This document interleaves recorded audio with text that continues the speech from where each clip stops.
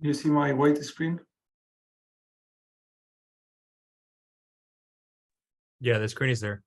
Perfect, excellent. Okay, guys, so now we continue working with, let's take a look at a couple of things with net present value that are really important. And let's see. So I will provide you with one example. Imagine that you want to have, let me check the number so I can use the Excel format later. Yeah, so imagine, wait, it's,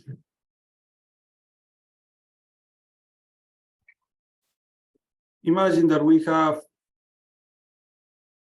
this is going to be a loan for you, okay? You have a business, and then you need money, and then you get $1,000 from Bank One.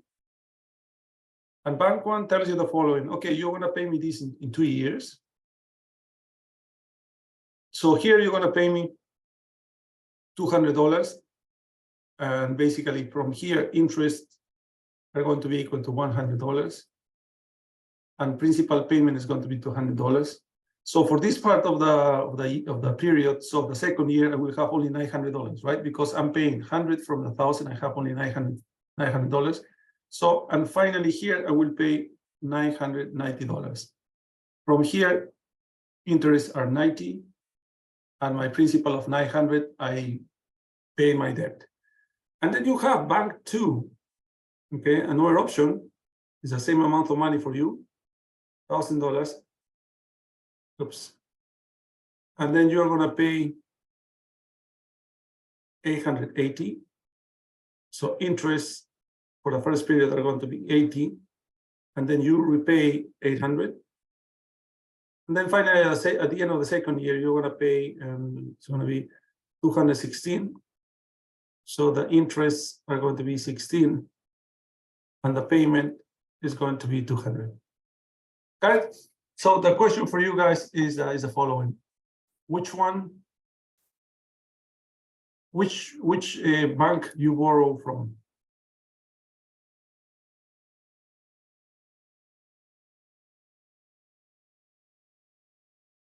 Okay. So which one do you think, guys, is better?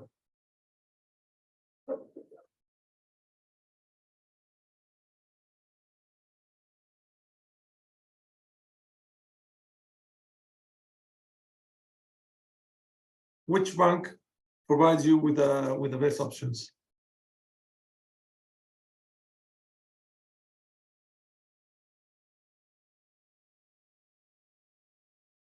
Guys, someone.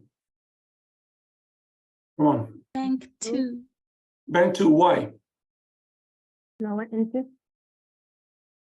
So what is the interest rate for Bank One, guys? Tell me what is the interest rate here, and tell me what is the interest rate here. 10%. 10%, correct? And this one? 8%. On the second, correct. 8%, right.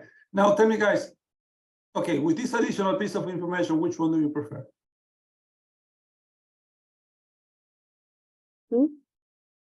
Tell me, the second one.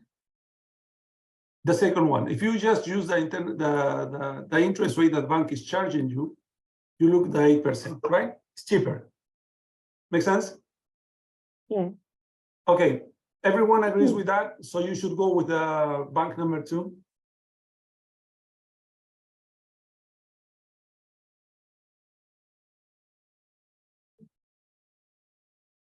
Yeah. Everyone agrees with that, guys? Yeah. How did you calculate this interest rate? 8%? Oh yeah, we're going to use that. It's the internal rate of return formula.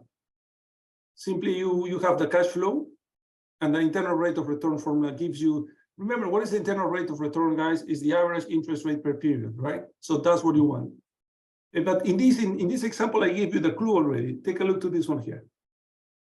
So what was your principal during the first part of the loan? 1,000. Do you agree? What is 100 of 1,000? 10%. The same here. I give you the interest. I told you the interest is equal to 80, and then we have $1,000 during the first period. So what is 80 of 1,000? 8%. Okay, I will show you how to do this in in a, what do you call it, in MATLAB, sorry, in Excel in a minute. Now, guys, are you sure about this one here? That you prefer this one here? What is the other difference between bank one and bank two? That is obvious. Obviously, one of them is the interest rate. What is the other difference? Well, the Other other one amortizes quickly. Exactly. You know, this one here amortizes very, very quickly. And remember, this is a loan for you. So perhaps you have a business, and then you need to start thinking also about the amortization way of the loan. Do you agree? This one here, you return $200 only. And this one here, you need to return already, well, you return $100 from principal. And this one, you return $800 from principal already. So basically, you have almost nothing here, and then you have much more here. Okay, so that's why, guys, when you have this type of questions of investment or financing, sorry, what you need to think is, okay, what I can do with this $1,000 with my project. Okay, so that's a relevant question. So let's assume now, just to make this easy, assume, guys, that you have a project. You assume that you have a project. Your project produces, we exaggerate the number, 50% per period. Okay, so now this is an additional piece of information. That this information is something that you should have, right? If you are asking for money, if you're asking for money, you should know more or less how much money you're gonna get here.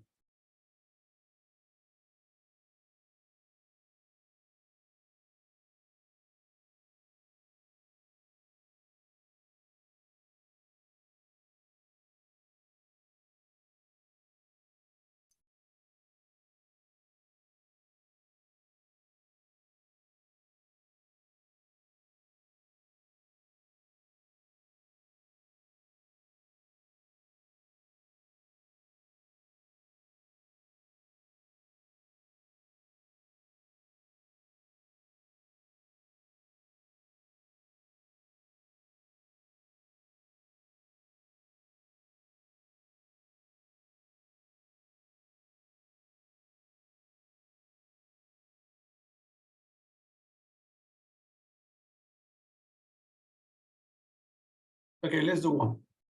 So imagine, guys, that I have a project that produces 50%, right? So this implies that this $1,000, what is the value of the $1,000 in 1 year? It's going to be 1.5 more than this, right? So it's going to be equal to 1,500, correct? Then from this 1,500, I need to pay 200. What is left is 1,300. Then I invest again this one at 1.5. Then this is equal to 1,950. Perfect. Then I need to pay my 990, correct? And then I'm left with 916. Okay, so if we do the same example down, so if I have this, I multiply this times 1.5, I have 1,500. But then here I need to pay 800, and I'm left with 620. And then I move this 620 again for 1.5. And this is what? 930. 930, perfect. Minus 216. I end up with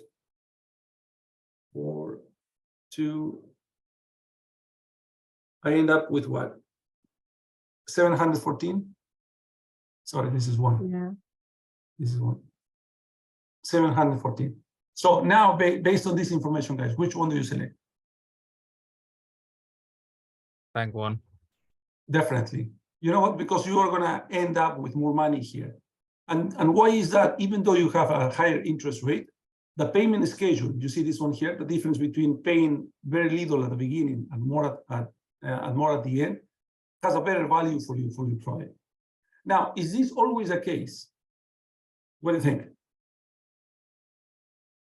So is this always bank one, the best one?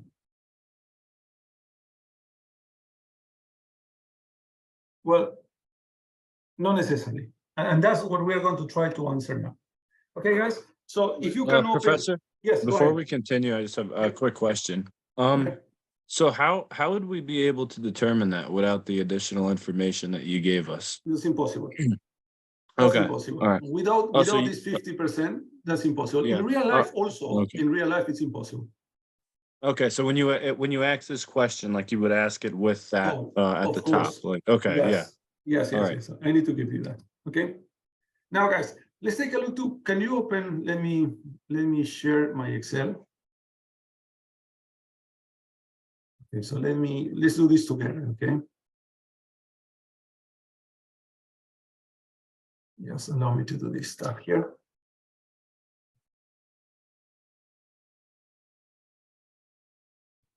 Do you see my Excel? No, I still see the whiteboard. Oh, okay. So I need to. Okay, so I need to show this again. Yeah. Now, do you see the Excel, guys? Yep, now I can see it. Excellent. So if you can follow me, guys, please. So this is the cash flow. I just copied the cash flow that we had. It's 1,000, 200, 990, 1,880, 216. Correct? This is these are the bank one, and this is bank two. So one of the questions was, how do I determine that the interest rate here is 10%? Well, I give you a clue, right? And where do I see this one? No, well, I give you a clue that was 10%, but indeed the way to compute this one here is just equals IRR of everything. So simply do this. So remember, guys, that internal rate of return mathematically is the interest rate that makes the net present value equal 0, right? But what is the meaning, the economic meaning or financial meaning of the internal rate of return is simply what is the average interest rate per period. Okay, and that's exactly this, right? So 10% is what the bank is charging me per period, right? And as soon as it's the same number per period, so the average equals the individual monthly payment, a monthly interest rate. So this one charges you 10% and this one charges you 8%. So up to this point, you know what? If you just take a look to this 8%, apparently this is the best model. But as we have seen, this one has the issue with the amortization is too strong at the very beginning. So how do we analyze this type of projects, guys? What we do is we create a table like this. Okay, and what I will be moving is my internal rate of return. So I will say that if my rate of return is 1%, what about 2%? And let's do this for some interesting numbers. Let's do up to 20%.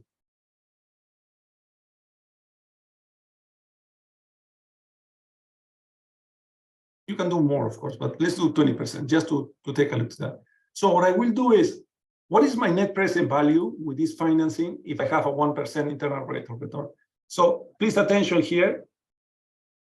NP, sorry, NP. The command is NPV. Okay, and please attention here. When you do this stuff, when you use the NPV, the Excel NPV, you leave the first element, the element at time 0, you leave it. So you simply block element from time 1 to time 0.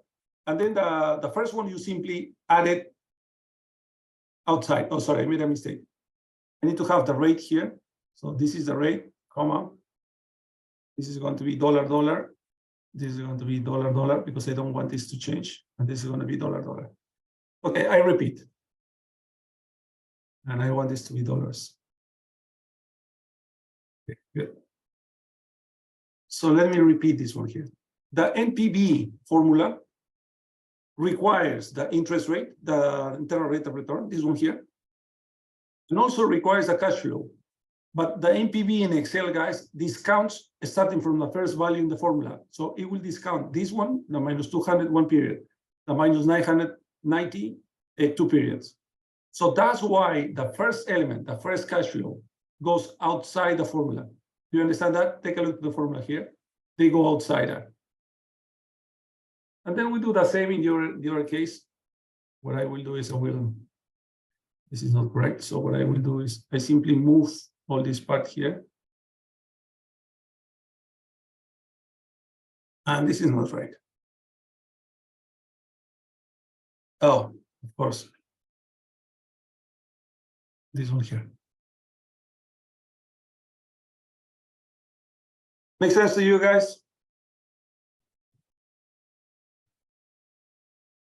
Are you replicating this? Are you doing this with me? It's better if you do this with me so you can have an example because you're going to have an assignment at the end of the, I will send an assignment by the end of the day.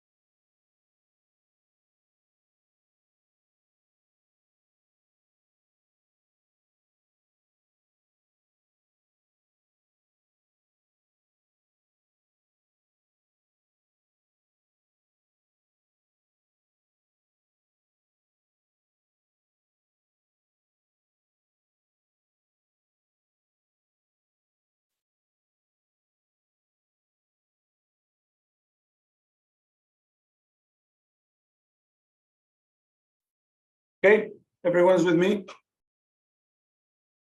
So what I will do is I will block these two and I'll simply copy everything up to 20. And then here's where we can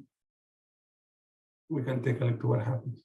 So let me put this in a different format.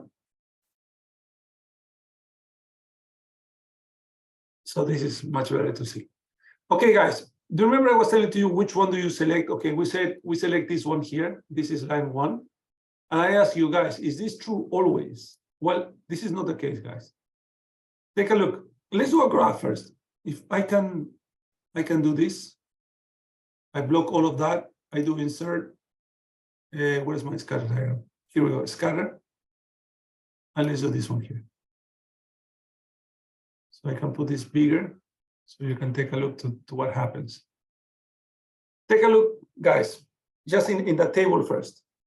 If the return of my project is below 8%, which line do you select? Below 8%, so let's say 7%. So which one do you select? I mean, I would select bank 2 just because it has a lower. Yeah, but in real life, you don't do anything, right? You don't get a loan because what you are making doesn't cover even the bank fees, the bank interest rates. Okay, if you get 8%, let's say up to more or less what is 14%. So let's say more or less from here to here. Which one do you select? So I'm talking about from here to here. Which one do you select? Exactly. No, not 1, 2. This one, line 2. Because you see, take a look. Here I'm negative, I'm positive. Here I'm 16, here I'm 31. Here I'm 32, here I'm 42. So basically from here to here, more or less up to here. So I will prefer line 2.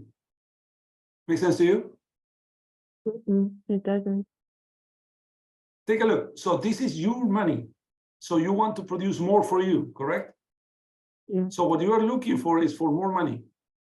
So this one here produces more money than this one here. Just compare this 47 versus this 52. So this is the one that you prefer. Up to, the 14% you're indifferent, right? It's very close to 14%. You are indifferent between these two lines. You see that? Okay. When we cross. However, what happens if your project starts producing more than 14%? Which one do you prefer? 1. Exactly. So you prefer this one here. Let's say you prefer this one here, and this one is indifferent for you. Make sense? Yes. Thank you. Perfect, no problem. And this is interesting, guys, because now you have a complete picture. When you do project evaluation, guys, you never work with a single number because remember, these are forecasted values. Do you agree? So as forecasted values, you are never going to be sure. If I tell you I will produce 10%, you are never going to be sure that indeed it's 10%. It can be 8, can be 12, or perhaps a little more. Okay, but the thing is that with this one here, if you are around, imagine, if you're at around 12% and you're going to be between 10 and 14, you definitely go with line number 2. If you are sure that you're going to get more than 19%, not sure, but highly likely that you're going to get more than 19%, you don't think about that and you just go with line 1, etc. And if you go below 7%, you know what, look for a different bank with a low interest rate, or don't do the project if you don't have the money. at this point. That's the solution. Make sense to everyone? Yes, Prof. Perfect. So now, if you can you do another one? So let me do. Can you do this, please?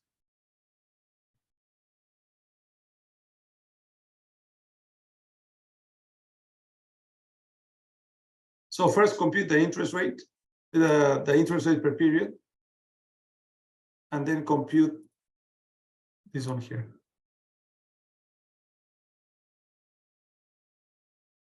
So and let's run, now let's do a larger number from 1 to, so let's do it to 30%, okay? Okay, let's say 5 minutes to do this, guys, NLP. So I will stop the recording mode. Please remember me to restart, okay? Okay, so first we compute the interest rate per bank. We use a equals internal rate of return of, we simply block all this part here, and I have the interest rate is 10%, 12%, and 8%, okay? So these are my interest rates. Now, what I want to know is I want to compute what is the impact of 1% if I use this bank, what is the impact of my NPV if I use this bank, etc. So as I mentioned to you guys, I need to use the NPV function. NPV function. So remember the NPV function requires the rate, requires this number here, and then requires the cash flow, but the cash flow started from period number 1. Okay, so let me do F4. I think it's like that. Let's take a look. And then I simply add the first element.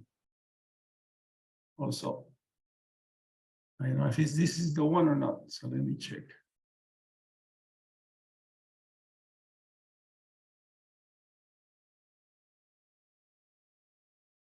Yeah, so let's see if the copy now is not correct. So this should be.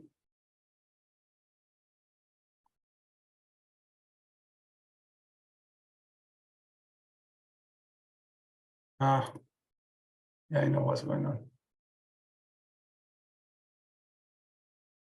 Not you, so it's the interest right here. And this is the interest rate. And also the cash flows are not these ones.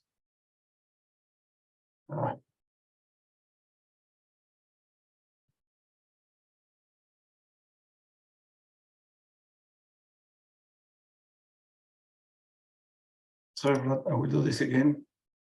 So my interest rate is this one. This is this one. I'm talking about the second one. And this one, my interest rate is this one.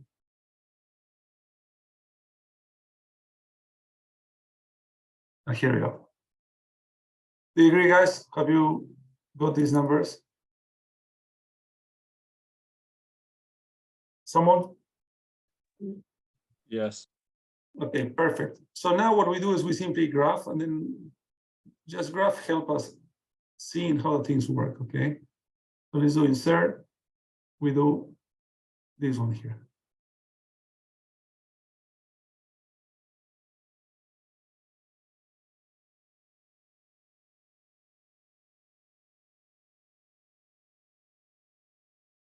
Perfect. Okay, guys. So I give you some questions because the first quiz, guys, when you are here, I think it's in a couple of weeks, and you're going to have the first quiz. One of the questions of the first quiz is going to be basically based on this one here. And the question is very simple. I will tell you guys. Can you give me, for example, if my interest rate, okay, sorry, if my internal rate of return is 15%, which line do you prefer?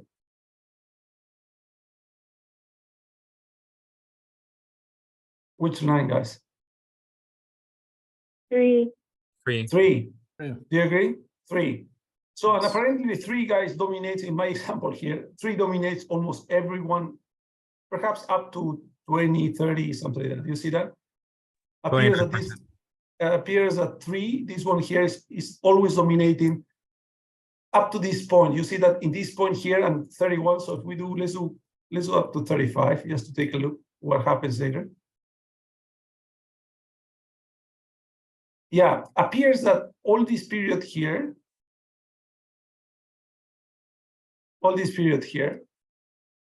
line number 3 dominates to all the other projects. Do you agree? Well, here we are kind of indifferent with this guy. It's almost the same. But after this, take a look. This one here is going to be the one that's going to be selected. Correct? And apparently line number one, you're never gonna get line number 1. It's always dominated. Do you see that, guys? Questions?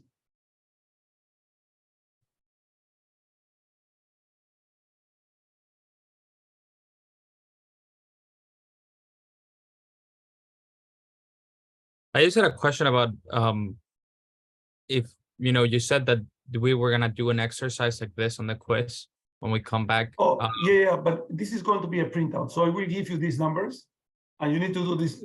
Remember, when you come next week, guys, our first class, I will give you I will give you numbers like that and we'll tell you, guys, go to your place and then come when we have the quiz, you're gonna have this as a printout. So you're gonna bring this printout. We have printers and computers, everything in iPad, so don't worry about that. You're gonna have that. And then you come with a paper with your own exercise, and then we'll ask you questions. Make sense? Yep, thank you. Perfect. So why does it move like this? What is that? Like, excuse me, the NPV. So you start out with number 3 being greater, and then eventually you come down to 2.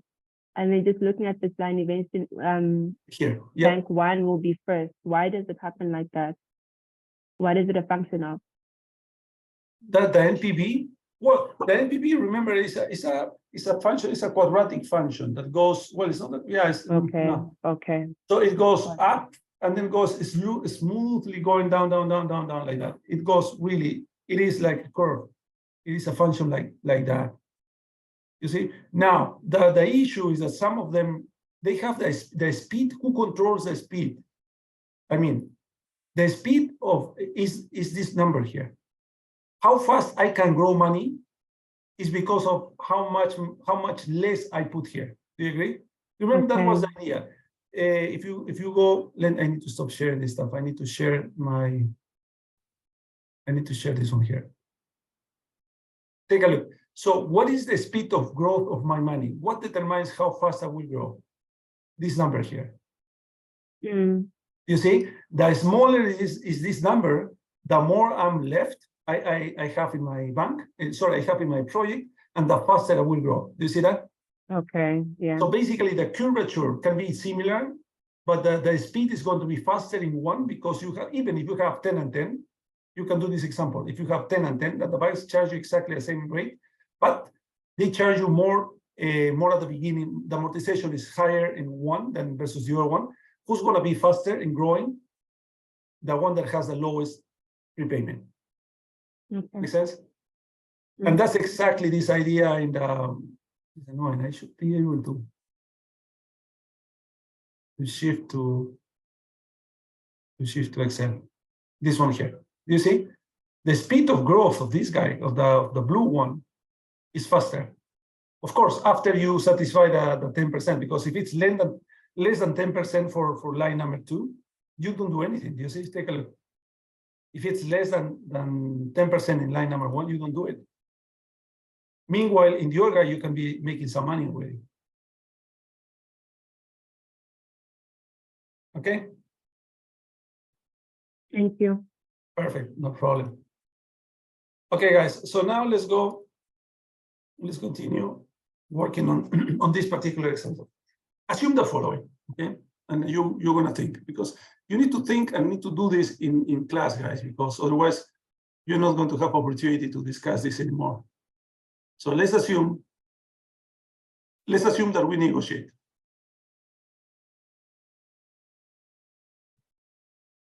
With bank 1. Yeah, sorry, bank 2. Okay, I will go to a bank and I will negotiate with these guys. Because now I have this information, do you agree? What I like from these guys is the interest rate. And what I like from these guys is the payment. So I will tell the bank the following. Imagine, okay, let's do a hypothetical example. Okay, guys, you know what? I offer you the following. Interest 18, principal 0. So at the end, I will pay you. And imagine, just to make it more attractive for you, so this is 8%, the first part. For making more attractive to the bank, I offer pay them 10%. Imagine, okay? So this implies that at the end of the period, I will pay 1,100. So this implies an interest of 100 and a principal of 1,000. Okay, so this is your proposals. Imagine you are the people that are going to negotiate with me, and I'm the banker. And I am, as a banker, I tell you, this sounds interesting. So you're going to pay me more. I will give you more money, and you're going to pay me more here. Do you agree? But I will tell you guys, you know what? Yeah, I like the deal. However, I you counter offer to you. You know what? Instead of 10, I want 13%. So this is my counter offer. Got it? Question. Do you accept the 13%? And then we do a deal? This is the first question. So let's do this around here. First, do you accept the 13%?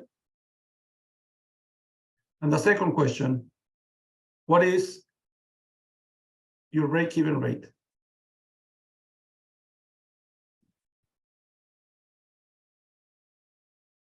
Interest rate that makes you indifferent between bank 1 and bank 2.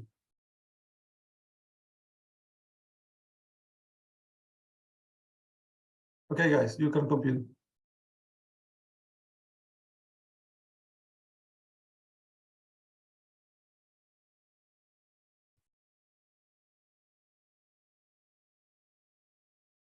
Okay, let's say. Excellent. So what we do here to answer question number 1, 13%, the best way to do that is simply assume I have my interest rate, sorry, my internal rate of return. If this is true, I will make 1,500 minus 80. I'm left with 1,420. I put this into the 1.5 again. So what do you get here? 2,130. 2,130. Then I pay my 1,100, and then I end up with 1,030. Beautiful. Do you agree?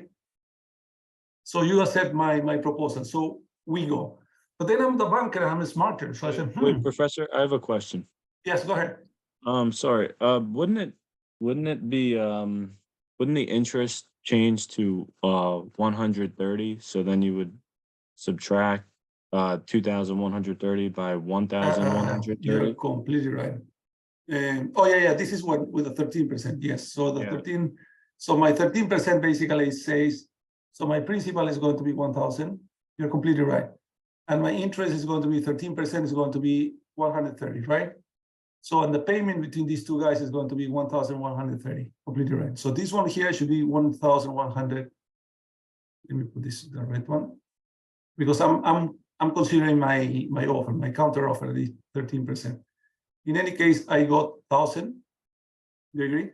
That is larger than 960, so I prefer this one here. Make sense to you guys? Yeah, it does. Yes, perfect. So now the second question. So we understand this part here. Now let's go to the second question. So what I'm telling to you is I'm a greedy banker. So I want this to be 15, 14, 15, or whatever number here that I will give you. So what is the break-even number? Is simply what is the maximum interest rate on this cash flow that you are going to accept me to give to us for you, to ask you. So it's 15%, 16%. What is that interest rate here that makes you indifferent between this proposal and bank number 1? Any ideas?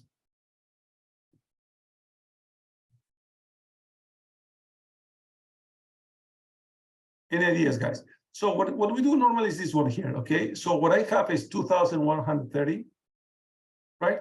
How do I compute this number? This number is 1 times 1 plus I, right? The interest rate. And I want this to be equal to what? If I want to be break even. this number should be equal to what?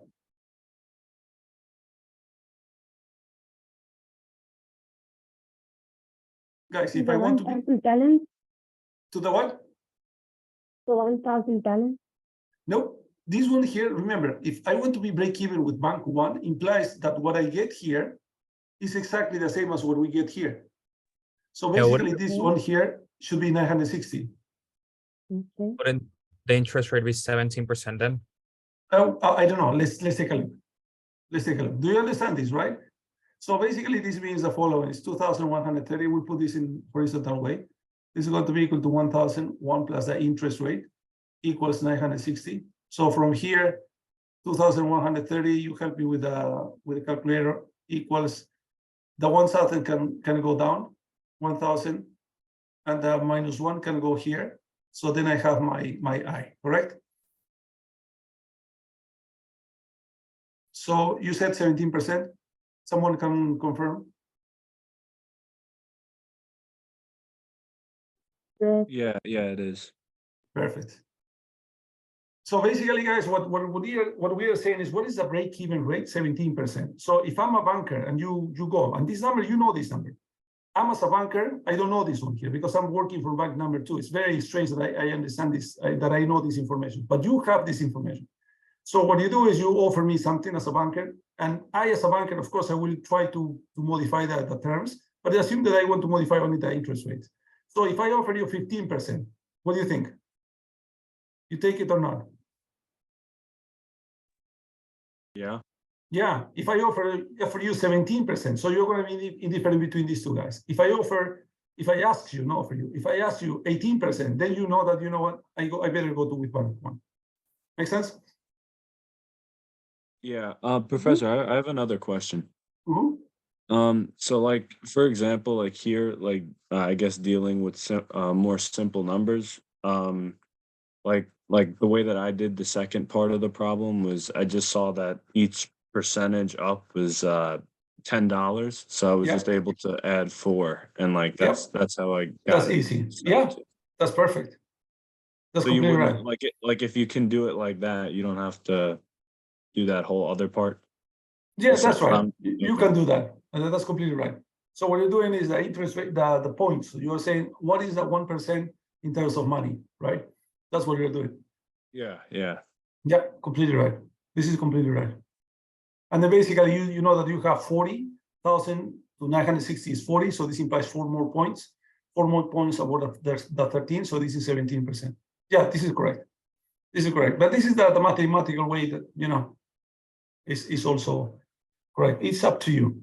Remember, math and finance is the shortcuts that you can find as practice, or by just realizing how you can do a trick here is always valid. Okay.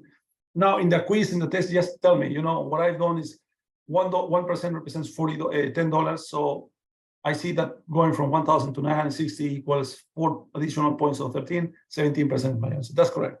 No problems. Make sense to everyone? Questions? So Yes, we it can. does make sense. Perfect. Makes sense. Excellent. Excellent. Oh, I don't know how this works. So let me check this. Okay, so now let's do something more. Okay, guys. So imagine that we have the following. Okay, let's assume the following. You have the following cash flows. You have 2 investments.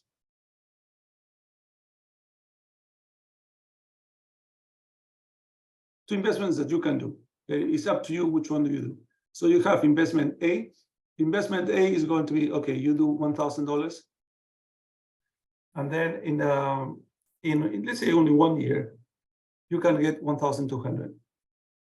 And in B, you have investment B, you invest $100, and then you get $130. Let's assume that you just can do once.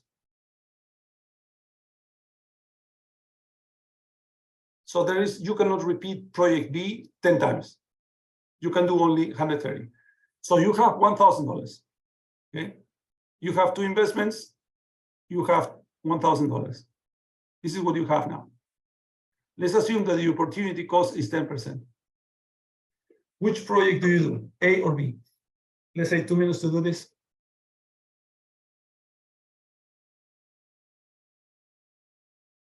Okay, I will repeat this. So if we compute the internal rate of return of A, we get 20%, and the internal rate of return, we get return of B, 30%.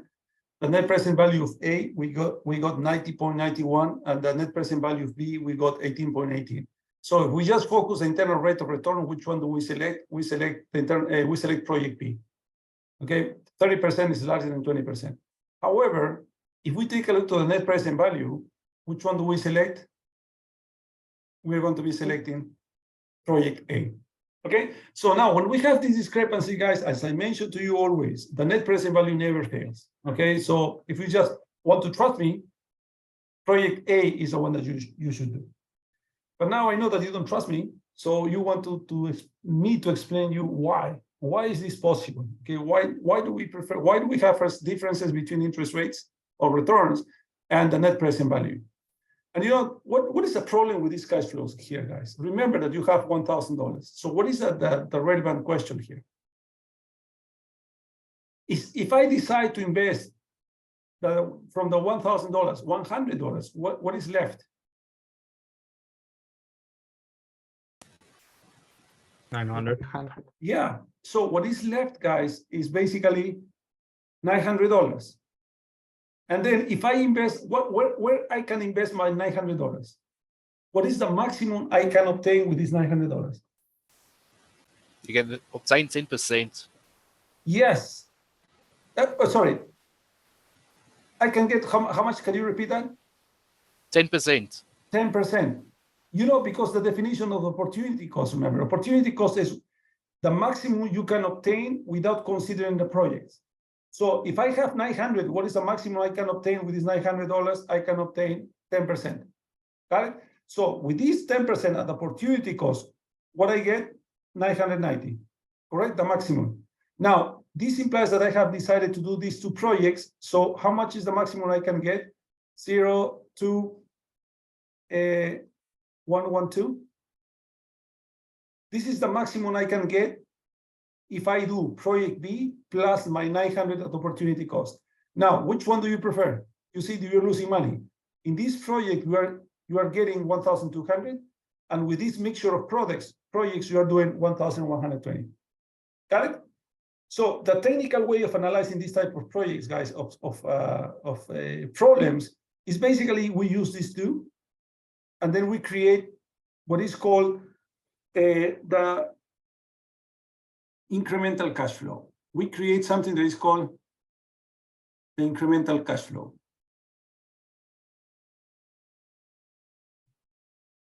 So what is the incremental cash flow? It's very simple.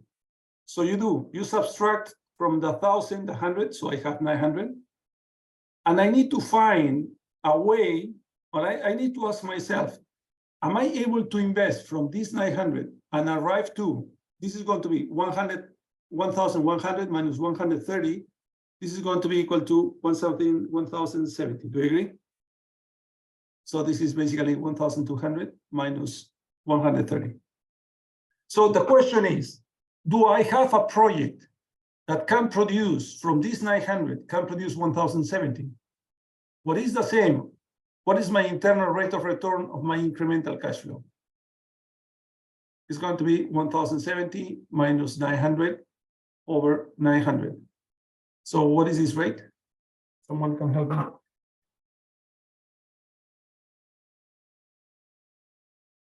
18.88%. 18.88%. So the decision rule is, if my incremental rate of return is larger than my opportunity cost, larger than my opportunity cost, do project one or the larger investment.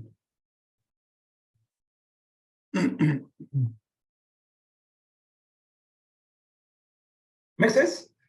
Yeah, because you know what? If I need 18% and I can only produce 10%, I know that for sure what I can get mixing this project with this one here is going to be lower than simply doing this project. Santiago, yeah, please go ahead.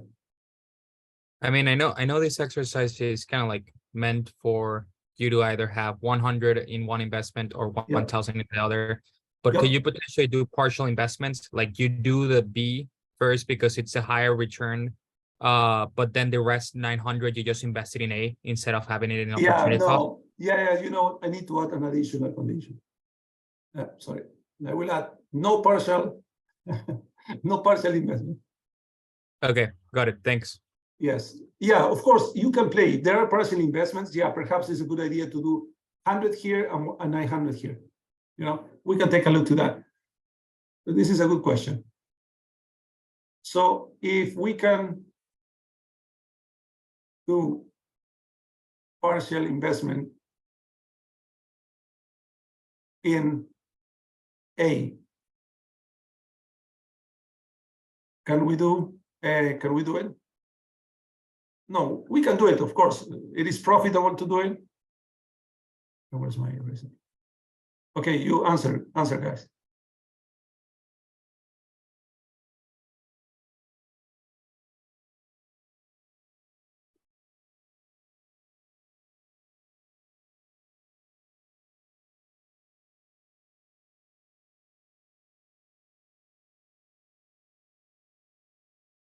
Okay, 1 minute.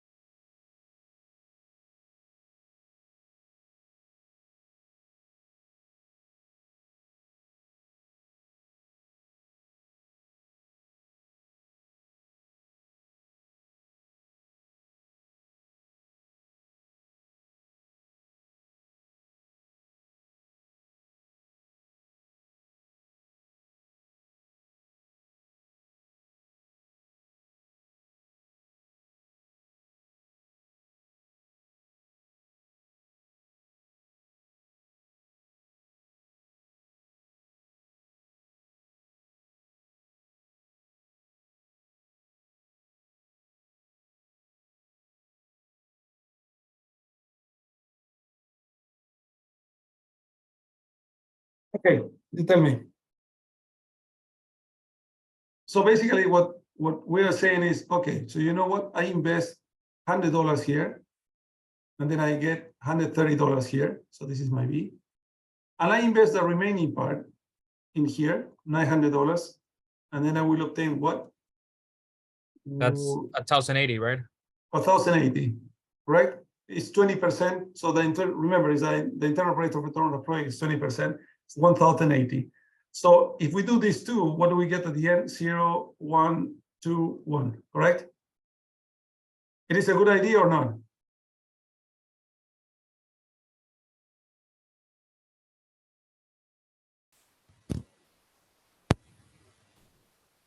Guys?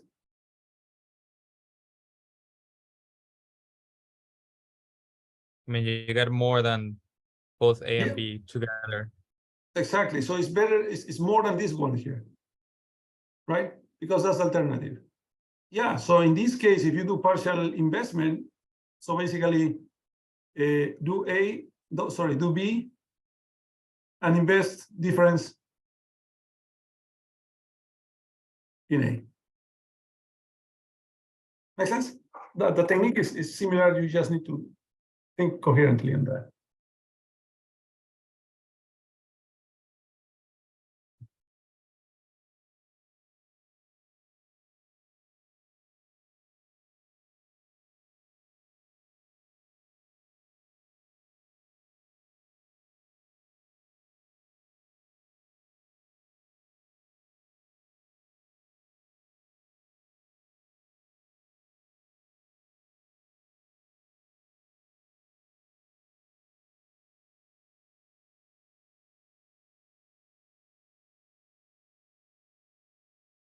Okay, guys, questions? Is clear? So let me save this stuff here. Prof, I think the answer is clear, but if you asked that question, I don't know if I would have answered it like that. In the Don't sense worry. that Yeah, I will be very clear in the questions. Don't stress with that.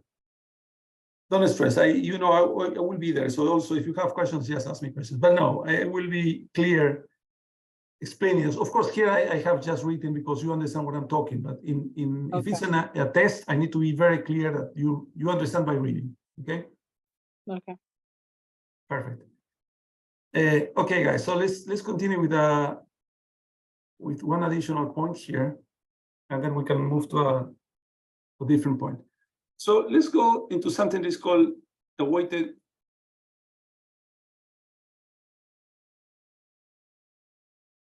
average cost of capital, or what is called WACC.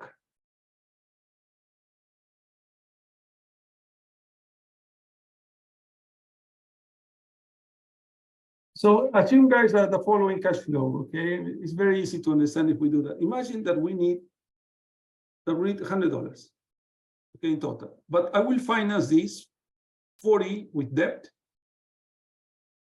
and 60 with equity. The interest rate for debt is going to be 10%. And the interest rate for equity, let's assume, is 15%. And then if I invest this money, this $100, imagine that in the future, I will get $140. Okay? So my question is this a good investment? Yes or no? As usual. So the only problem that I have here, guys, is the following, is that I have to pay two different interest rates. I need to be sure that I pay two different interest rates. Right? And in order to use, I need to combine these two interest rates and create one interest rate. And this is exactly what the WACC is. So my weighted average cost of capital, guys, is simply 40 times 0.1 plus 60 times 0.15 divided by the sum of 40 plus 60 divided by 100. Someone can help me here, please, guys. I don't know what is this value.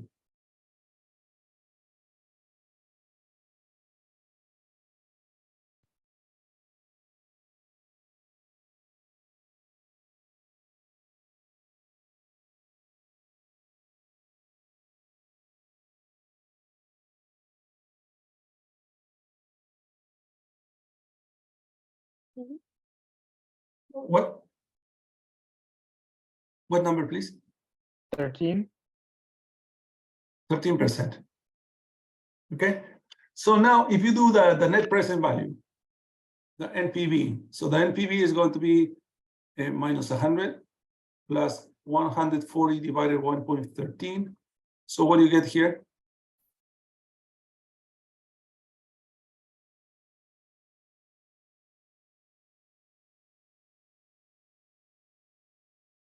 $23.89. Can you repeat that? What value? 23.89. 23.89. Okay, so decision rule, as usual, as soon as the net present value is larger than 0, so do the project, right? Okay, so what is the meaning of this 23.89, guys? So let's take a look to the following. Imagine that you take this, you take the loan, 40 at 10% and 60 at 15%, and you go to 140. So in the future, so what do you do? With this 140, you need to pay 44 to the bank, correct? So you are left with 96, and then you pay to the shareholders. You need to pay 15% of 140.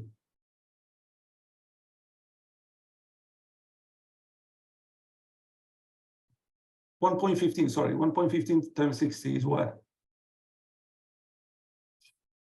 69?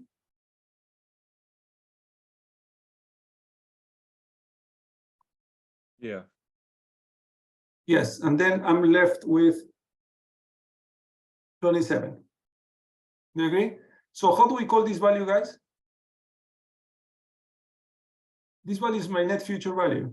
I have paid all the debt, so this is what is left for me. So this is a good business, right? Because I'm paying, after paying the debt and an investment, I have 27 for a project. Yes, probably. Now, how do I relate this net future value? Is there a relationship between this net future value and net present value? Is there a relationship, yes or no?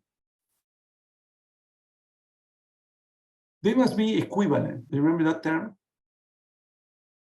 So if we talk about the net present value, or if we talk about the net future value, they must be the same. No, sorry, the same. They must be equivalent.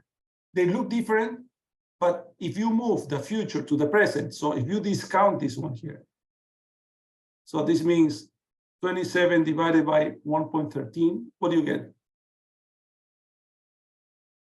Can you verify that? Or if you do the reverse, if you do 23.89 times 1.13, you should obtain 27. Someone can confirm these values. I can confirm that, Prof. Perfect. It's confirmed. Okay.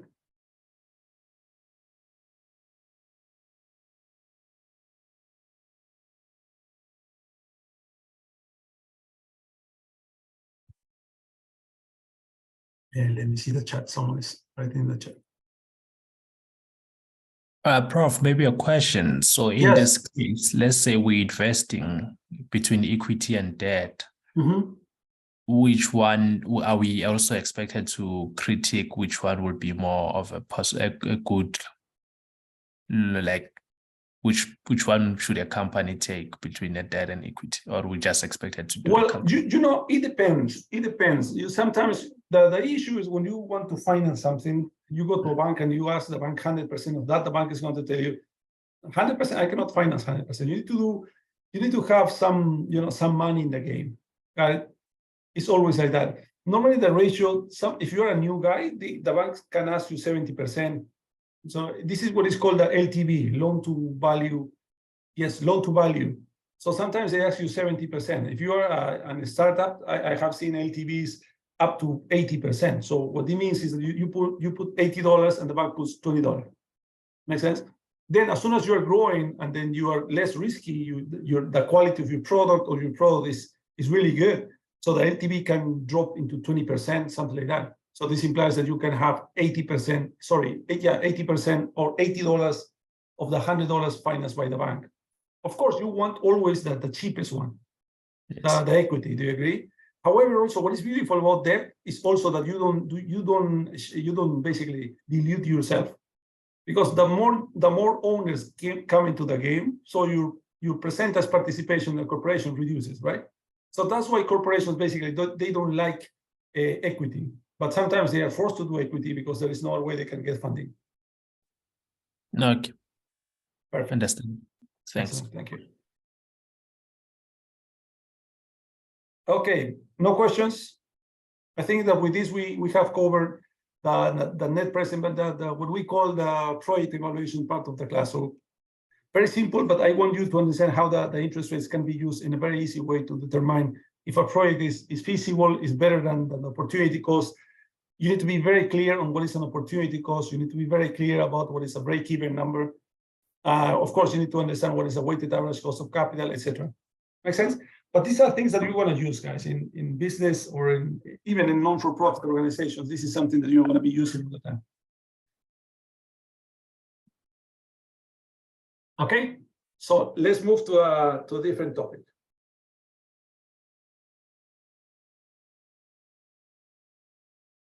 Now, what we are going to be doing, guys, is something that is very useful and also very interesting. It's called IOUs. General names, okay? IOUs. So basically, an IOU, guys, is simply a document that says that you owe money to someone in specific terms, okay? And normally that the most generic IOU, guys, looks like this. Imagine you have your PV, and one of the examples for this one is mortgages, for example. And then you pay monthly, a given payment. So you pay, not necessarily monthly, but can be periodically. Every month is the most common one. PMT, PMT, PMT, up to period N. Right? So the question now is, okay, so how do I value my present value? How do I compute my payments? Got it? So basically my PV, guys, is going to be equal to what? My PV equals to what? Let's assume that the interest rate is common for everyone, is I. How do I value this PV? What is the value of this cash flow?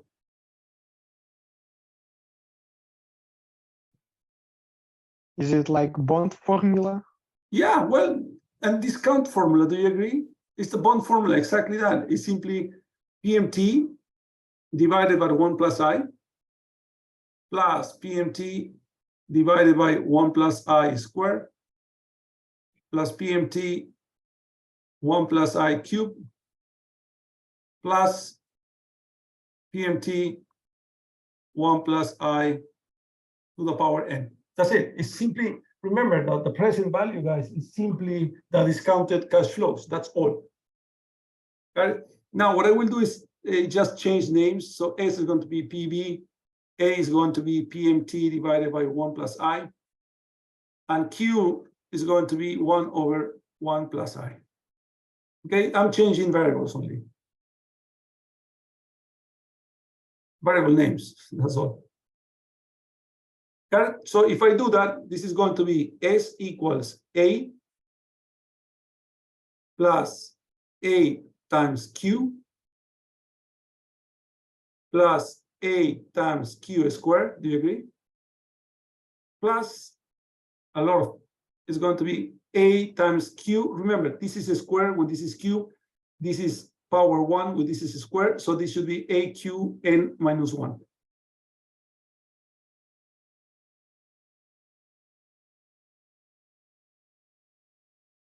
Got it? So what I will do now is I will multiply this one here times Q. So what I obtain is going to be times Q is going to be QS equals. I will move this. A times Q is AQ. AQ times Q is going to be AQ squared. If I continue multiplying this one here, I have AQ n minus 1 plus AQ to the n. Agree with me?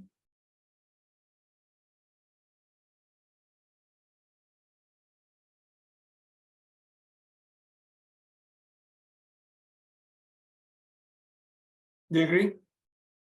Yeah. And now, guys, what we do is we simply subtract. Let's call this 1.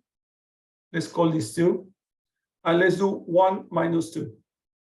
So if I do 1 minus 2, it's going to be S minus QS equals. You can see this goes with this goes with this goes with this. What is that? What are the only things that are left? This and this. So it's going to be A minus AQN. So from here, S1 minus Q equals A1 minus QN. And from here, S equals A1 minus Q, 1 minus Q to the n. And I have, this is one of the most used formulas, guys, in finance. You're going to see in a minute. We're going to develop this more in a minute. Okay. So from here, we have two very common products. One is called perpetuity. Yeah, I always forget how to pronounce this word. So perpetuity means, guys, is infinite, right? Okay, copy this first if you are copying for 1 minute, and then we go to the two main products that we developed from this model.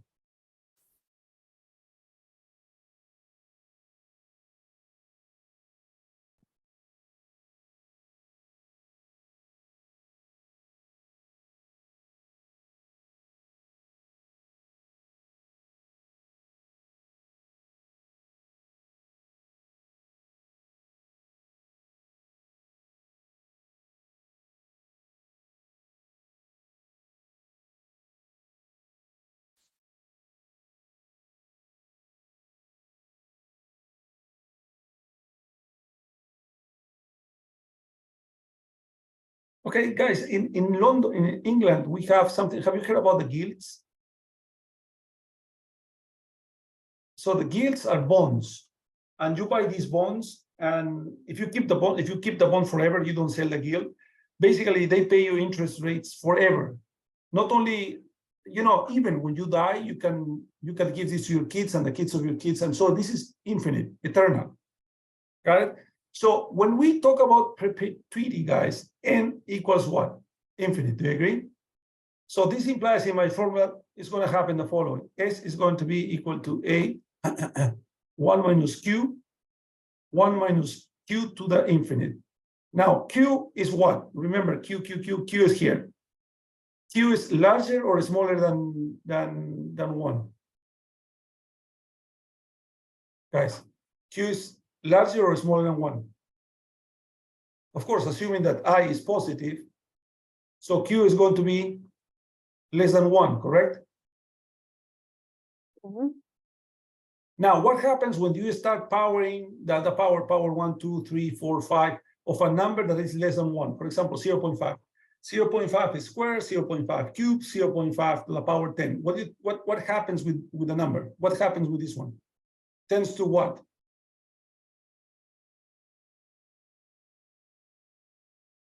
Tends to what value? 0. 0. Exactly. Tends to 0. When with Q, with the power of Q is very, very large, Q tends to 0. Makes sense to everyone?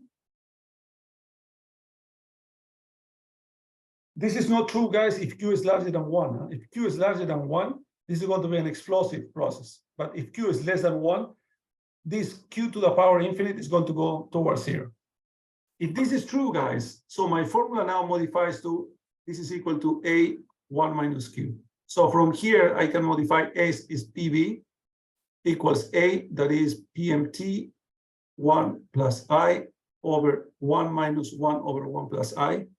So if I do simple mathematics, PMT 1 plus I over 1 plus I minus 1 over 1 plus I.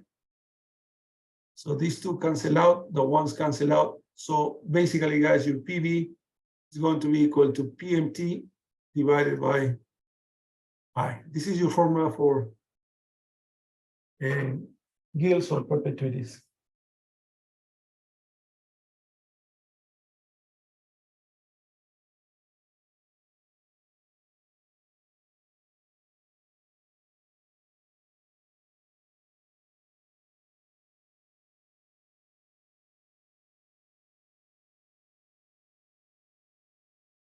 Sorry, Professor, quick question. What was the formula for again? Which formula? Sorry. The one that we just found. What's it for again? Oh, Specifically? this one here. Yeah, I will do one Yeah. example to understand it. This is basically, if you want to have infinite payments, got it? So your payments are going to be not n, it's not going to be 30 years, it's going to be infinite. So this implies that the payment is going to be even when you die. Got it? So when we have this type of products, you know, in USA, this is growing incredibly fast. Have you heard about the trusts? Guys, have you heard about trusts? So what is a trust here, guys, is the following. So imagine that you make some $1 million in your life, and then you have your A kids. trust And fund? yes, a trust fund, exactly. Okay.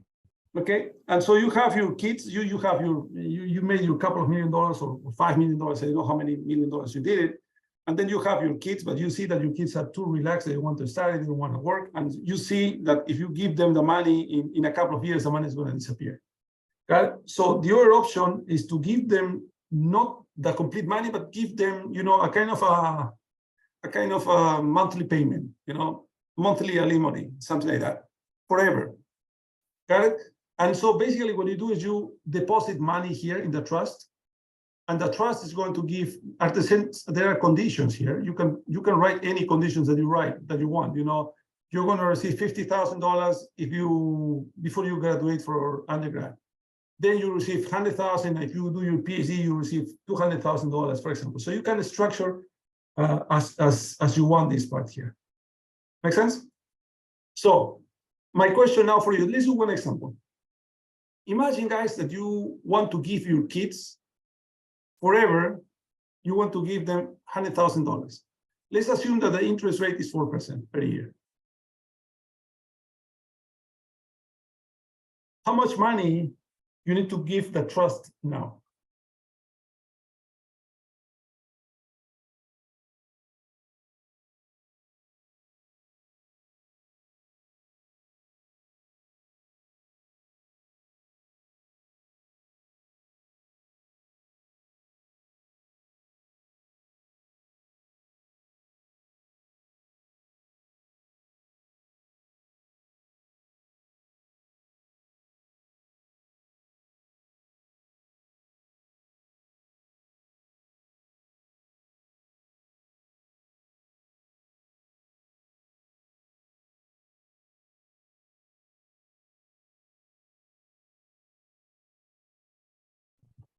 $25 million. Whoa, wow, yes. Okay, so let's take a look. So PV equals, well, I simply apply the formula, right? I want to give my kids $100,000 at a 0.04, right? 2 million. Oh, this is $2 million, 2,500,000. Yeah. This is what you need to give the trust now, guys, and the trust is going to basically provide your kids $100,000 per year, eternally. Make sense to everyone? Yeah. Now, if you are my kids, are you happy with this or not? Assuming that you accepted the fact that I will not give you the $2.5 million cash. I will give you in terms. Are you happy with this or not? With this $100,000 forever. Every year you're going to receive a bonus of $100,000. What can be your discontent? Why are you not happy with this $100,000? Assuming that you accepted already that you're not going to receive the $2,500,000 upfront. Value of money changes. Yeah, with that's time. the issue. Do you agree? So imagine, guys, $100,000 in, I don't know, 50 years. Perhaps $100,000 in 50 years, guys, is going to be the equivalent to $1,000. Do you agree? Perhaps, I don't know. But then what you are going to be complaining is, you know what, at least I want to keep the value of money. You know, you started with me, and so you can complain with that. Is I want to keep the value of money. So basically, this implies that you want you want to be indexed to inflation. Okay, so how do you do that, guys? It's very simple. So what you do here is you simply multiply times 1 plus g, or inflation we call pi. 1 plus pi squared, 1 plus pi cubed, 1 plus pi to the n. And then you do all the math, guys. If you do the math with inflation, your formula is going to be PV is going to be equal to PMT I minus pi. So this is going to be your formula.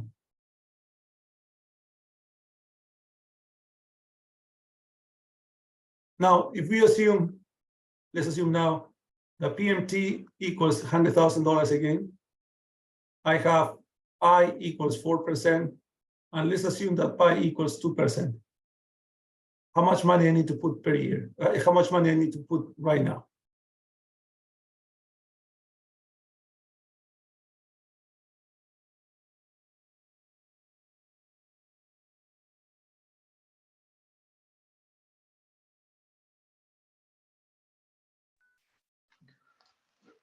You'd have to put like 5 million. Whoa, yeah. So it's going to be $100,000 divided by 0.04 minus 0.02. So yeah, it's half. So this is going to be, I need to put $5 million. But you know what is interesting, guys? Give me the nominal value, please. Give me the nominal value of the, I don't know how to call it. It's not a fee. Of the alimony, let's call it alimony. Also, it's not alimony. After 50 years.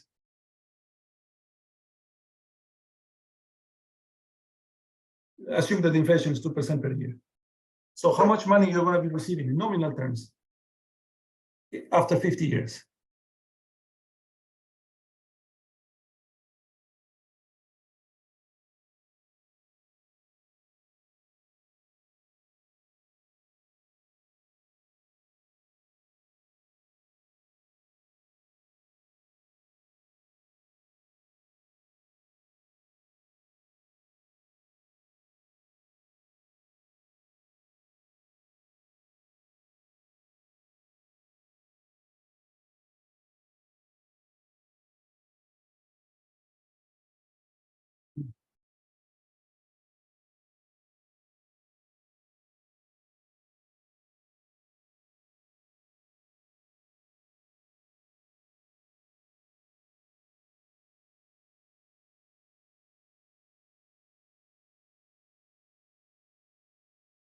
Okay, tell me how much money.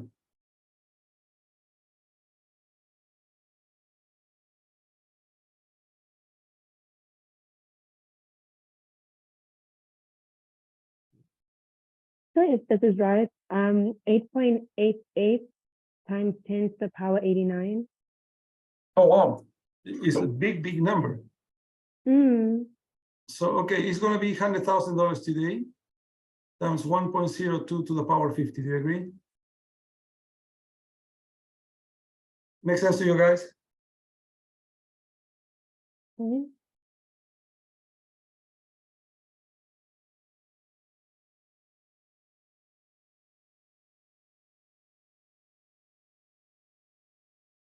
So basically, this is going to be equal to 538. So you said something like that. That's what I obtained.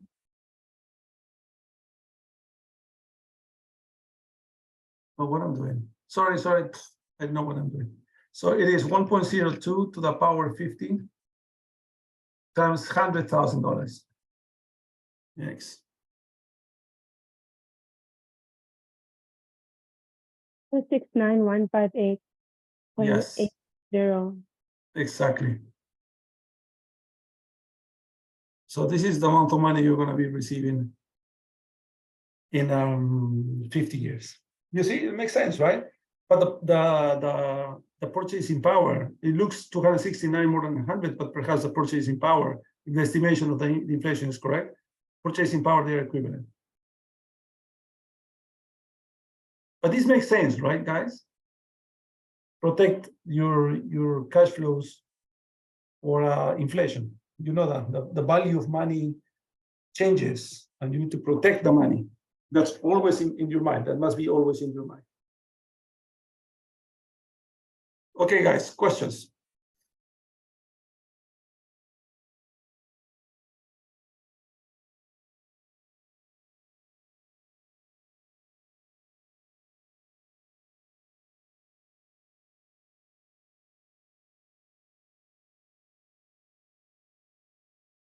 Question?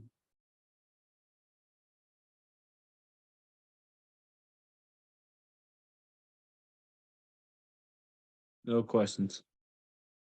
Perfect. Okay, guys.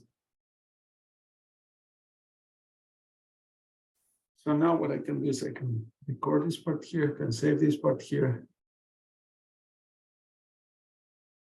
And let's go to the more practical thing.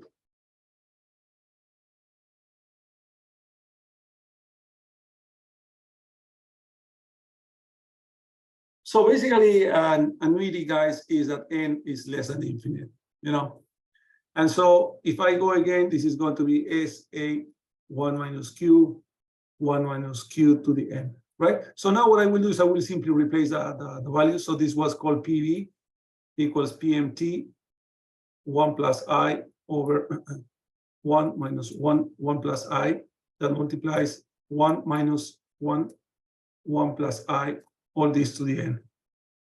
Right? We know this part here is simply PV equals PMT over I. So we have done this part here already, guys. That multiplies 1 plus I to the n minus 1 over 1 plus I to the n. Right? So here you have the formula, guys, of the present value. if you know the payments, you know the interest rate, you can compute basically what is the present value. However, in real life, guys, we're not interested about present values. We know the present value. Imagine you buy a house, you want $500,000, okay? You know the interest and you know the periods. So what you're interested in is to know your payment, how much I will pay per month. So from here, what I can do is I can take PMT out. PMT is going to be equal to PV, 1 plus I to the n I, divided by 1 plus I to the n minus 1. So this is a formula indeed that I think this formula, there are 3 formulas more in finance. This one is one of the most used formulas. And we're going to learn how to use it.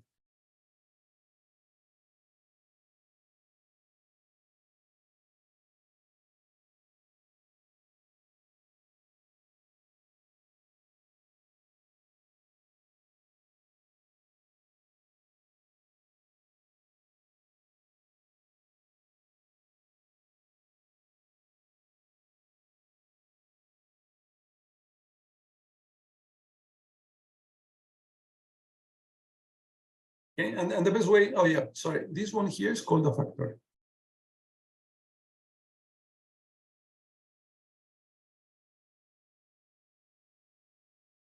Okay, let's learn how this works with one very simple example.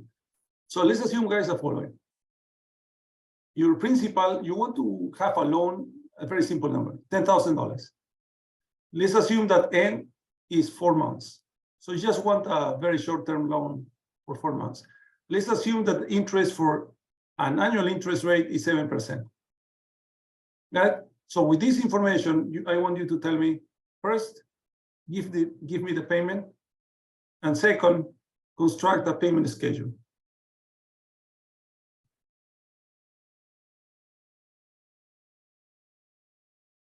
Okay, so if you at least do the payment is good. We do together the payment schedule.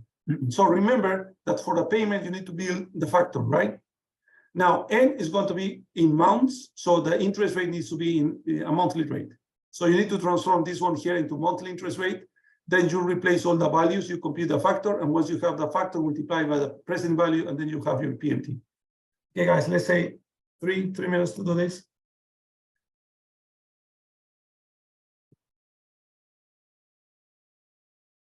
I will stop the recording, so please remember me, reminding me. Yeah, sorry, again, 2, 3. No, 2, 2, 3. Ah, okay. Let me delete this part here.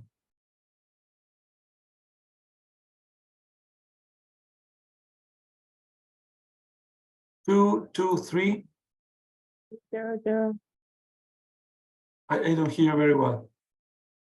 0, 0. 2, 2, 3. Point 0, Yeah. 0. Oh, it's too small because it's 10,000. And then you have only 4 months. Should be much larger than that, right? So let's do this very quickly. So if I have the interest rate that is annually, how do I compute the interest rate that is monthly? It's going to be 1.07 to the power of something minus 1, correct? So what goes up? Over 12. 1 and down? 12. 12. Exactly. And so what do you get here, please?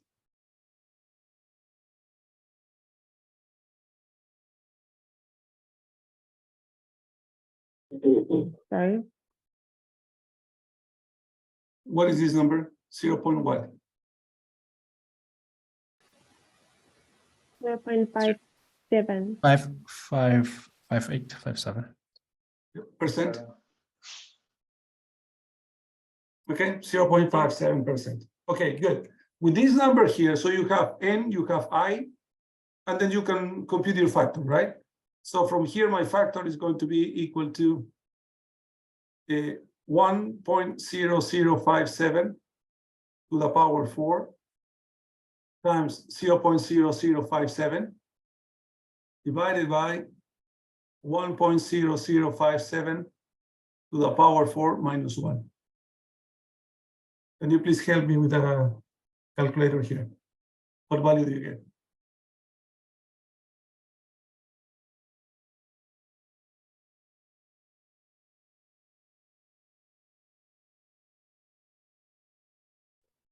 $2,535. Oh, wait. No, the factor first. The factor first.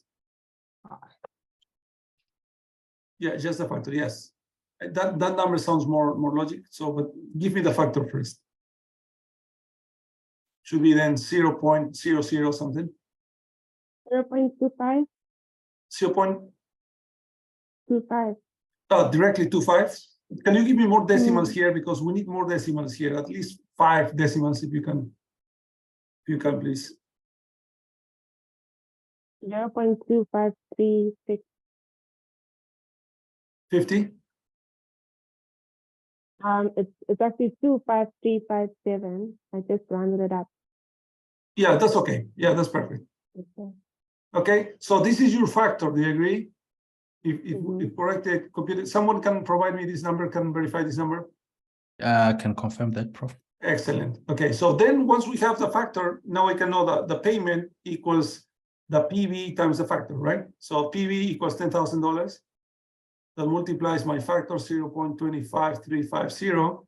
So basically what I will be paying is 2350.0. This is my payment. I will be paying $2,535,000. Someone to confirm? Confirmed. Perfect. Okay, so we know now how to compute the payments. Any questions up to now?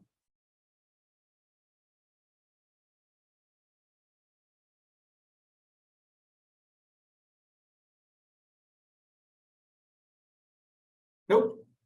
Okay, guys. So let's build the payment structure. So if you can follow me, please, for a minute, and you're gonna see how easy this works. So what we have here, the payment structure is something that when you go to a bank, the bank is gonna give you these, etc. So we have always the principal. We have the capital or amortization. It's also called amortization. Then we have the interests. And then we have the payment. And then we can see here 1, 2, 3, and 4.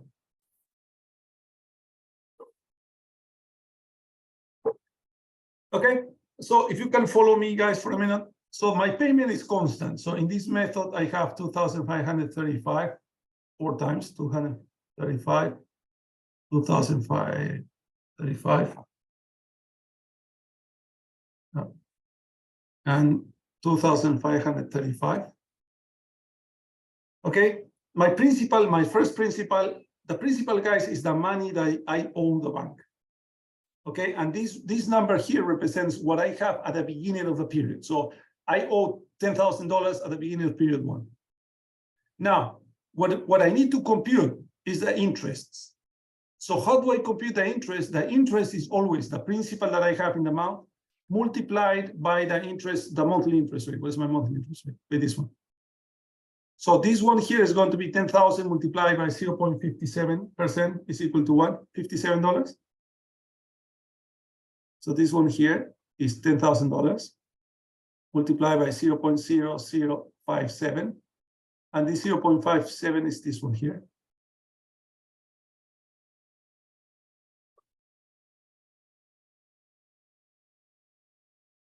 Yeah, $57. And then the amortization or capital is always the residual between the payment minus the interest.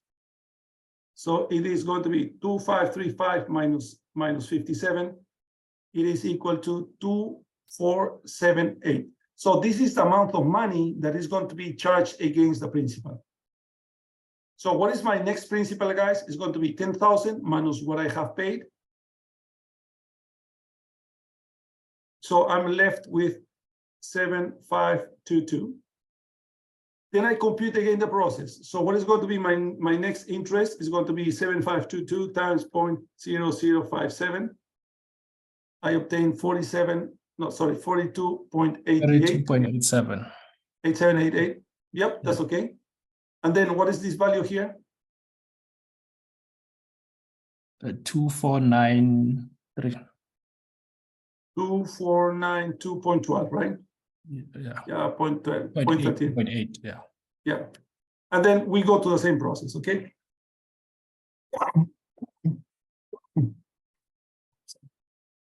Okay, so plus 7522. So I have here 0.88. I compute again the interest times 0057. I have 28. 6. Yeah, 66. Then minus 2535, 2506.33. So what is left? Plus 5029.88. So I'm left with 3.55. Got it? I multiply this times 0057 for the interest. So I should have 1438 minus 2535. Yeah, we have a mistake. We are going to do this in Excel also. So this number here, guys, must be exactly to this number. Must be, okay? So we have done some rounding error or somewhere we have a problem. This must be equal. Okay, this is one of the tests. So we have made some mistake around here. We are not going to do this. We're not going to check by hand. We're going to do this in Excel. But you understand the logic, guys. Maybe it's just decimals. It's just Yeah, I think it's decimals. Could have been rounded up on the, $3. in the percentage. Yeah. Yeah, it is what, $3. Yeah, it's not a lot. But yeah, but we want to have exact numbers once we do in this in Excel. Okay, guys, questions?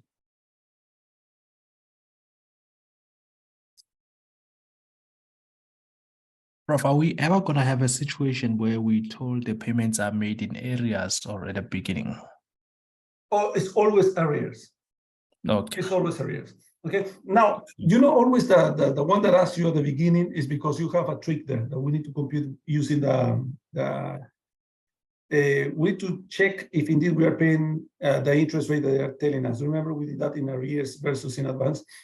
But in general, you know, I have never seen, well, microfinance sometimes I have seen paid in advance, but it's very strange. In general, it's arrears. Okay. Because the problem with the in advance, guys, it goes against the logic of interest rates. Remember, the interest rate is you pay for the use of money. Do you agree? So, Yes. for example, I pay you $57 because I'm using your money for 1 month. Do you agree? Yes. Now, what happens if I do that in advance? I'm paying for what? I'm paying Before for in using. advance. Yes. But that trick is used for basically increasing your effective cost of capital. Simply that. Okay. Thanks. Okay. So okay, copy here, and then let's go to Excel. And I will show you how to do this stuff.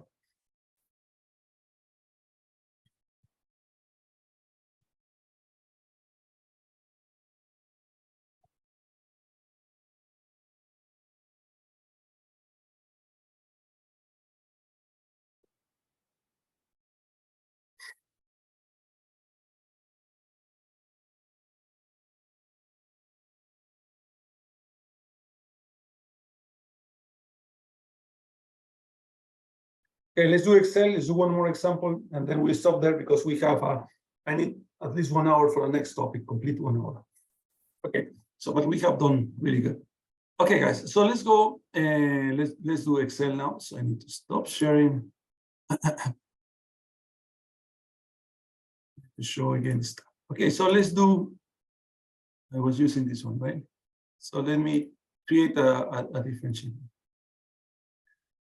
So we said here, I will simply type, if you can help me, is the principal was, if I remember, it was $10,000. My N was 4 months. My interest annual was 7%. Right?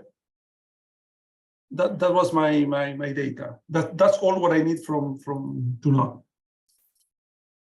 Correct? So Yes, correct. 10 months. And then from here, guys, the first thing that I need to remember is if it's monthly payment, I need to find an interest rate that is monthly. If it's quarterly payments, I need to find an interest rate that is quarterly. That's the only trick. So I need to find what is my monthly interest rate. So basically, this is going to be 1 plus my 7% to the power 1 divided by 12 minus 1. Oh, I know.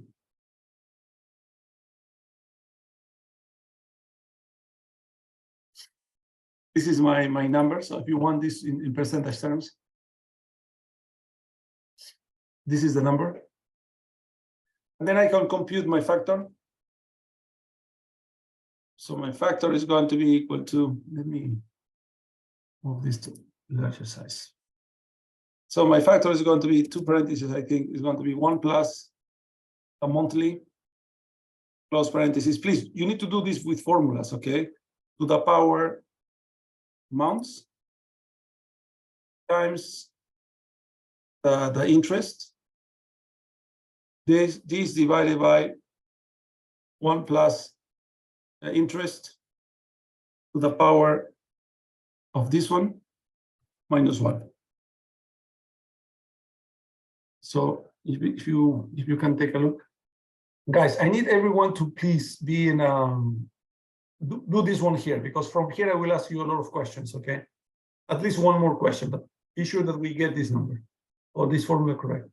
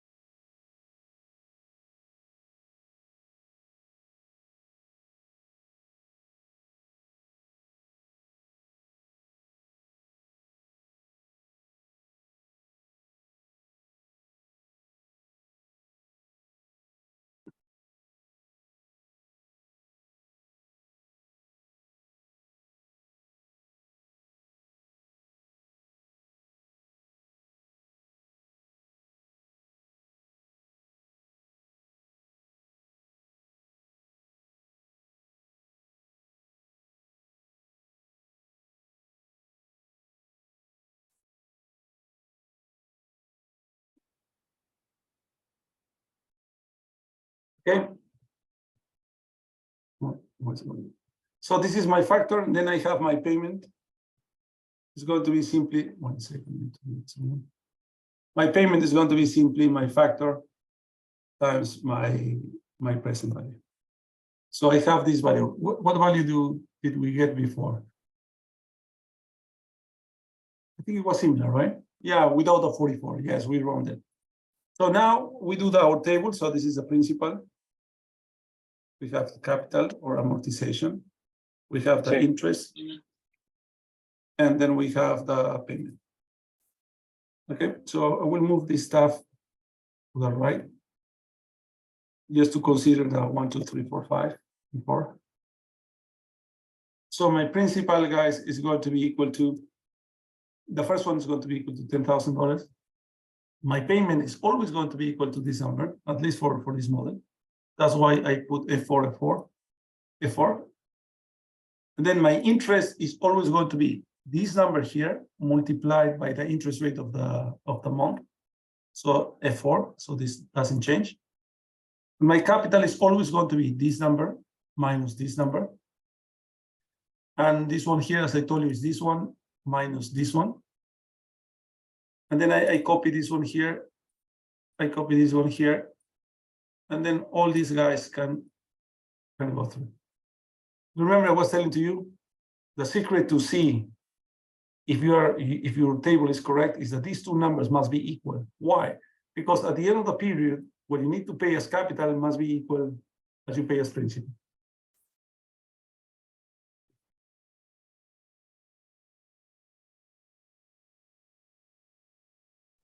Professor, quick question. Mm-hmm. Why, when you were doing the formula for interest, you put dollar signs in between the oh, here, this one? Yeah, here.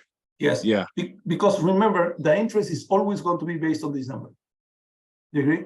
This one is going to be changing. Oh, okay. So it's to But take this it out of one- percentage? No. The dollar implies fix it. So this implies that the next one, take a look, the next one, it tells Excel simply, please keep the same number. You see? Okay. Yeah. That's the dollar. So the trick you can do, of course, $B $4, or you simply type, imagine you want this one, okay, B4. You can, of course, type dollar here, the dollar sign. Oh, that's my dollar sign. You can do dollar. If you want to do that, you can do that. But one easy way is you write this one, and then you type the key, F4. Just press F4.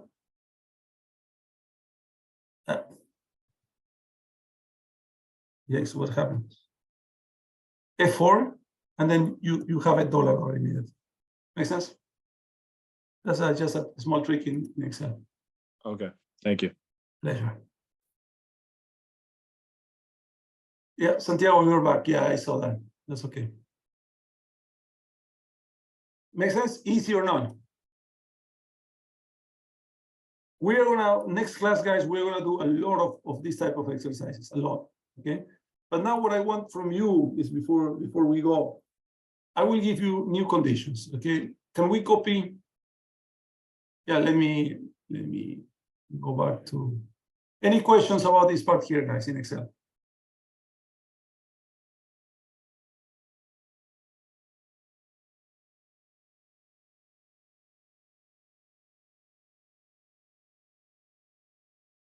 Okay, so let me give you one for you. You do this in Excel, okay?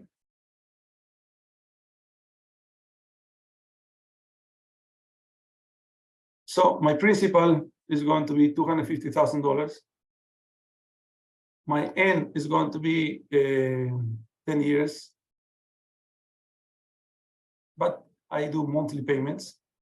So basically, what I'm telling you is 120 months, monthly payments. Let's say my interest for 1 year is 6.5%. This is the more or less the average rate for mortgages at this point. Okay, guys, you do the PMT and the table and the payment schedule.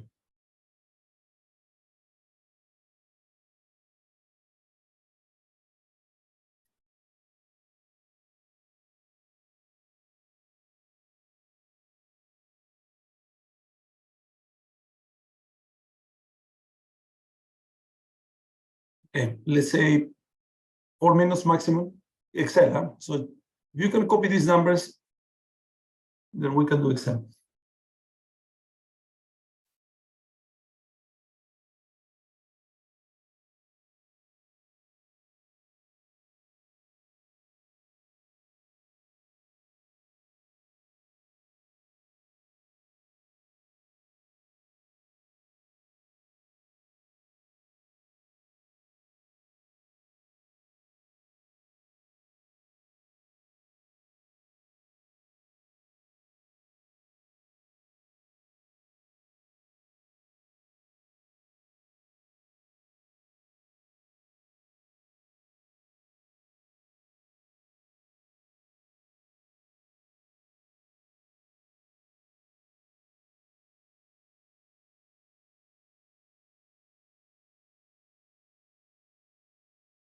Yes. Okay, I will repeat this. Okay, so guys, what I want is to duplicate this tab here. So what you do is right click, move for copy, and then you simply click on create a copy, and let's move it to the end. Okay, I've done this already, so I will not do this. But something that is going to appear is like that. It's going to be the same name of the tab with a 2, 3, 4, 5, etc. Okay. So I have, this is a clone of this one here, but now I can use this one here as my benchmark. So what I asked you was, I want $250,000. I want 10 years, but it's going to be monthly, so I want 120 months. My interest rate is 5.5%. So you see that? I compute immediately my monthly, my factor, and my payment. So this is what I will be paying, guys. Now, as soon as you have this small one here, of course, it goes only to 4.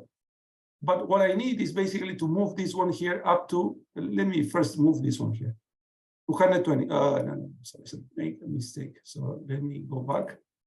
You need to block at least 2, and then you can, yes, and then you can do, let's do 120. What is 20? 120? Up to here. Do you see that? And once you have this one here, once you have the 120, the remaining part is easy. You simply copy here, block here. It will appear a black cross. Do you see that? Do you see this white cross, black cross? Do you see that? Once the black cross is there, double click, and then it creates the table for you. As before, guys, this number here must be equal to this number here. Yes, it is. So my table is correct.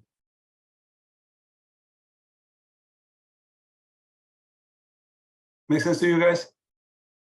So as you can see here, guys, the interest rate at the very beginning are very high. But this goes in, so let's plot to these two guys. So you're gonna see how they behave. And so that's why, here's the line. You see, at the very beginning, the interest is high and this decreases in time. And this one here increases in time.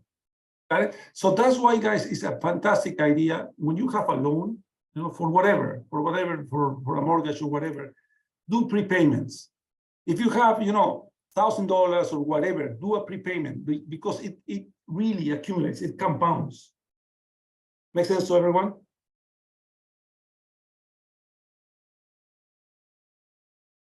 Yes, it does. Questions? Perfect. Questions, guys. Otherwise, we stop here. We have done very good today. Any questions? Professor, maybe just if you can reiterate why in the last period the principal and the amortization and the capital will always be the same? Yeah. So imagine you are in the last month of your loan. Do you agree? So during the last month of your loan, you need to pay exactly what you owe to the bank, right? Because after that, you are done. The bank, you don't owe a single dollar to the bank, correct? Do you agree? So basically, what this means is the following. So what is this one?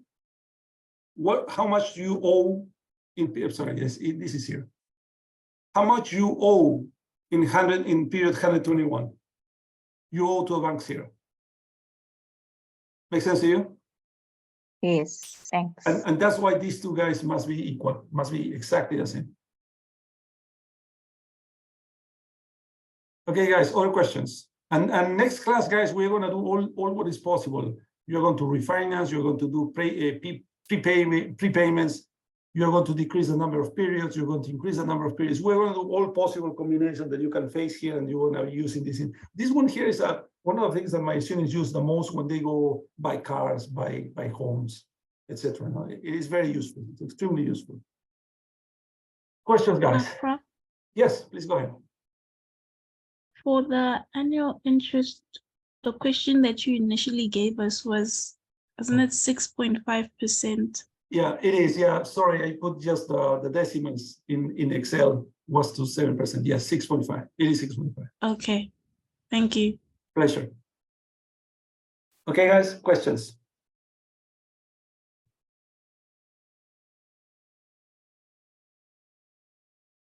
Okay, if no questions, so we see you on Wednesday, guys. No, sorry, Thursday, same time. And then we're going to see you in person. It's going to be very exciting. I'm very happy for that. Okay, guys, talk soon then. If you don't have more questions, no questions, we're okay?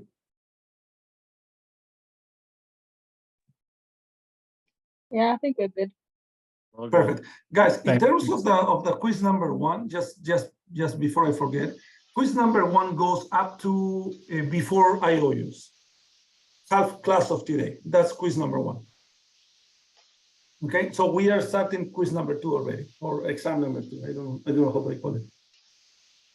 Okay. All right, Prof. Thank Yeah, you. thanks. Thank you, That helps. guys. Have a good night. Take care. Bye. Bye, guys. Bye. Bye. Bye.